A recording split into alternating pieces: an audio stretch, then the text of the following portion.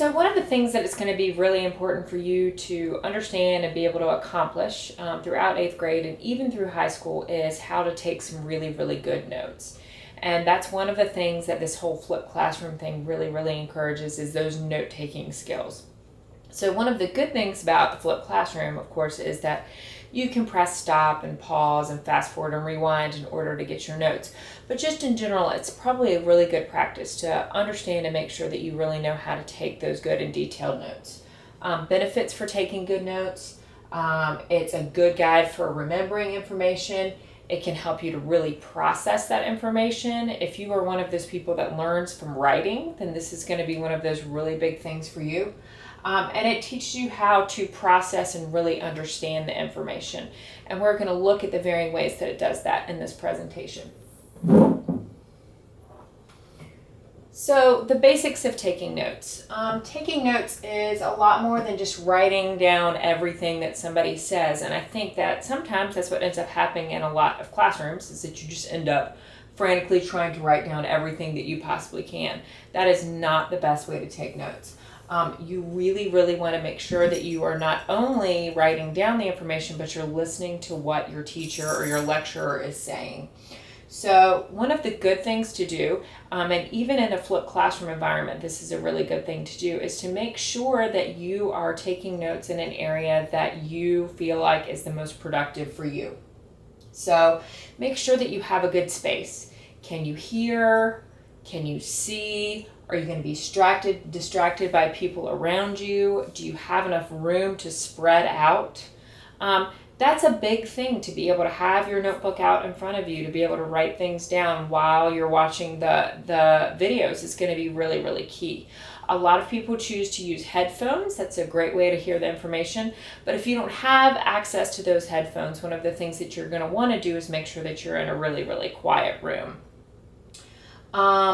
You also need to determine whether or not you work better alone or with friends or help. A lot of people are going to take better notes when they are taking those notes with other people. So if that's how you work, then that is awesome. But if it's not how you work, then you need to be taking your notes by yourself.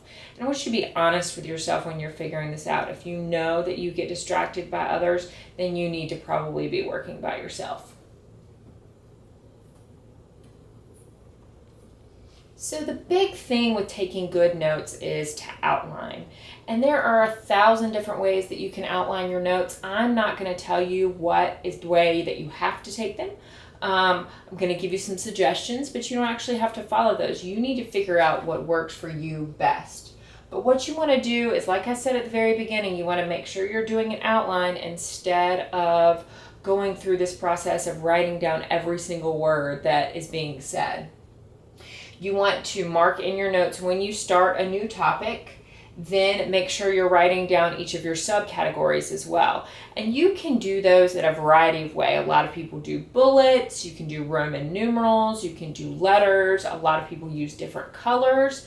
So anything along those lines is fine with me. You just have to figure out what works best for you.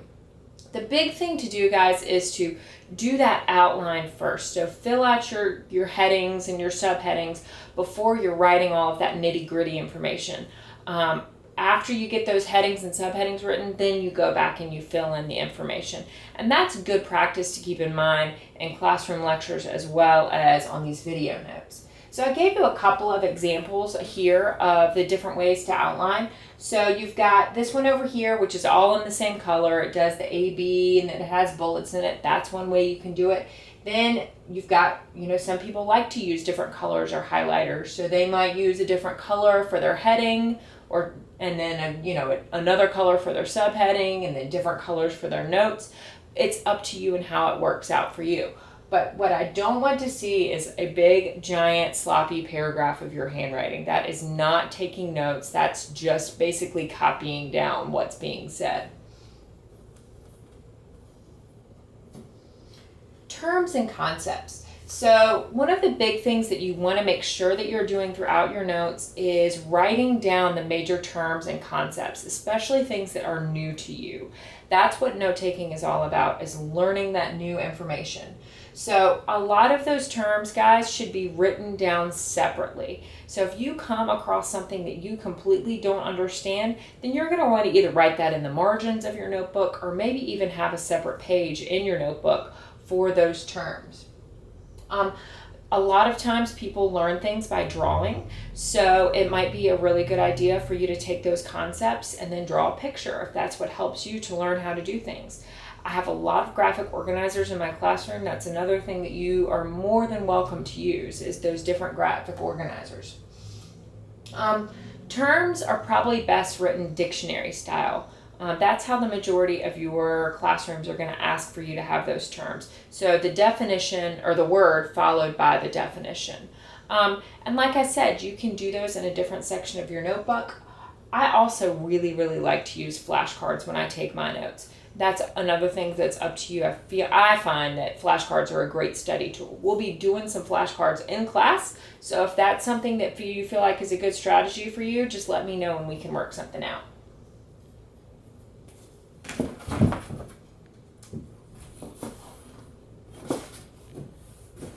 And then finally, use shorthand. And shorthand is not a term that you guys are really familiar with. It's basically text talk. So numbers or symbols that might represent a longer word, they're totally okay when you're taking notes, as long as it's something that you understand. If you're going to look back on it and not realize what it is, then you probably don't need to use it. But anything that makes that process of taking notes a lot easier for you is probably the best thing to do. Tips for writing notes. Make sure that you can read your handwriting. If you cannot read your handwriting, there is no point in you taking these notes. Don't write everything down. Make sure that you summarize, make sure that you outline, think about what's important and what it is that you do not know, and that's what you need to write down. When you study, make sure that you take small amounts of information and study at a time. I know that in middle school we love to be procrastinators, but that is definitely not the best way to study. Highlight or color code if you need to. And then make sure that once you have realized that you need to learn a new term, or you see a term that you don't recognize, that you start to use it as often as you can. It makes it a whole lot easier for you if that's just becomes a part of your vocabulary.